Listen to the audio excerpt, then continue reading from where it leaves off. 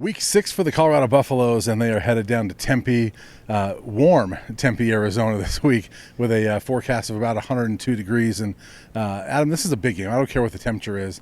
This is a big game for the Colorado Buffaloes. Well, first off, it's crazy that we're already 6 weeks into the season. This is going by like a blur. And then you start thinking about where these programs were when they last met. And, they both had interim head coaches, and they went through diligent coaching searches and hired very, very different football coaches than the ones that they had prior. You go from Herm Edwards, who, when they hired him, a lot of people took shots at them because he hadn't coached. He didn't have much experience at the college game and hadn't even coached for a while. He had been in TV, and he had kind of a grandfather vibe to him. And now you go to the 33-year-old Kenny Dillingham, who's kind of I've seen on the message board, and I agree with it. He's got frat boy vibes to him. But he grew up in Phoenix. He started his coaching career at Chaparral High School in Scottsdale, and kind of worked his way up. And this is a dream opportunity for him. And so he's got a lot of passion for it. But man, he's been dealt a really rough hand. I mean, Arizona State brass comes out and has a one-year bowl ban going into his first year, and the injuries just keep piling up for that program. So there are a lot of reasons why I think Colorado's going to win this football game. We'll get into our predictions later.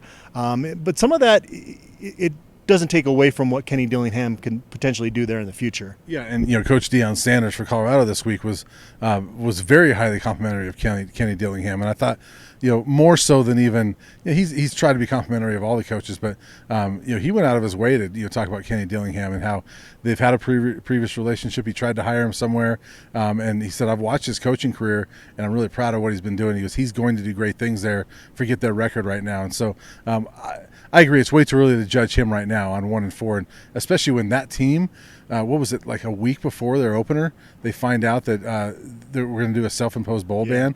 So all of a sudden you have all those guys, especially those seniors, that find out a week before the first game you can't even go to a bowl game this year. And who knows if they'll be good enough. I mean, they're 1-4, but that's devastating to hear right off the bat. And so you already take what's a challenging situation in rebuilding a program for Kenny Dillingham and then add that to it.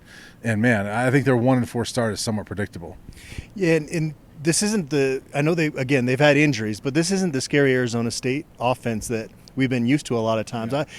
Covering that program once a week pretty heavily, covering Colorado throughout their time in the Pac-12, it kind of felt like a poor man's version of Oregon. They usually had one, sometimes maybe two or three really explosive playmakers on offense, and I don't really see that scary guy on their offense. They got some guys that can make plays, but not to the level that we're used to seeing that Arizona State program produce. But their defense has been a little scrappy here and there, so it's not going to be easy. But this is the game. As Coach Prime said, you come out faster than they have, win the first and second quarter, take care of business, and you should be 4-2 after this game. Yeah. What's scary about it to me is that they are down to the third string quarterback. We talked about that earlier in the week, but that third string quarterback is Trenton Bourguet, who on this field last year threw for over 400 yards and beat the Buffs. And so he's an experienced backup, and he's gone against not this group, but he's gone against Colorado. Obviously, it's a much different team. And then Scatabo has been a really interesting player for them. That was a great pickup for them. And so they do have some guys, and we've been down there enough that it is not easy to go down in Tempe and win. I mean, they won the game in 2019 when Mel Tucker was the head coach, but they've had just some rough games, some weird things happen down in Tempe, and we talked about these things earlier in the week, but like the Shea Fields game where he drops the pass in 2017, where Colorado had the lead and they could have gone to a bowl game that year. They haven't always done well down in Tempe, and so I think it's scary in that regard. You cannot overlook this team. It's just such a weird environment down at Sun Devil Stadium. I think, did they rename it to something else now? Yeah, it's like Mountain America Stadium.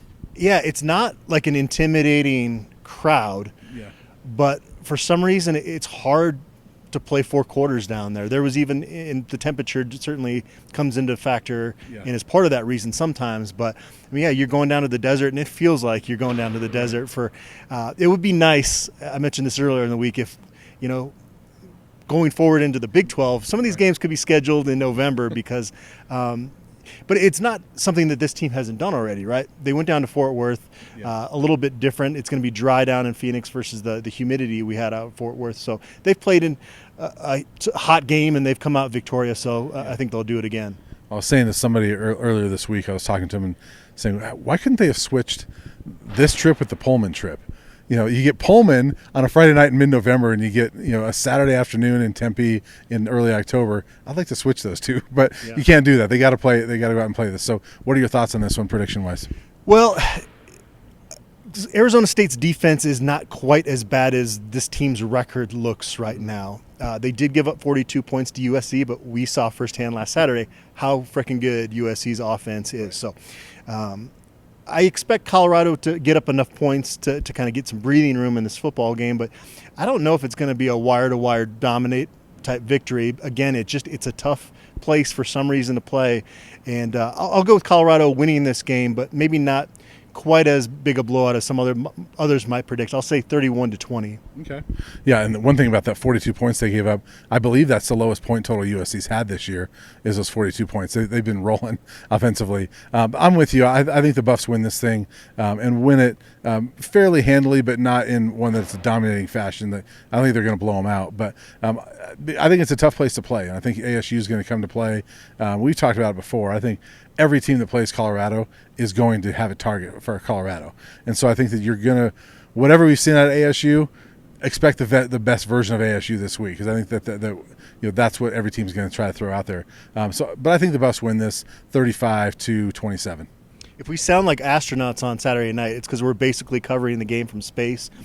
The press box there is so high up that, I mean, if you don't bring your binoculars as a writer covering this game, you might as well just go home, back to your hotel and watch it on TV, because you really can't see anything with your naked eyes there. But I'm glad it's not week one, because I always forget my binoculars week one of the season, because I'm still getting in the groove, and I forgot I'm at TCU. I'm glad ASU is not week one. Yeah, but hey, I love the Mexican food down there, so I'll try to get some of that. Do you have any plans for when you're off the clock down there? No, it's a fairly quick trip for me. I'm getting in like Friday early evening and then going home Sunday morning. And so I've been to Arizona enough that this is kind of one that I'm just going to kind of probably grab some good Mexican food on Friday night, lay low, and then we got to be at the stadium in the afternoon that day. So probably watch College game day and some football. And so probably a low-key trip this time.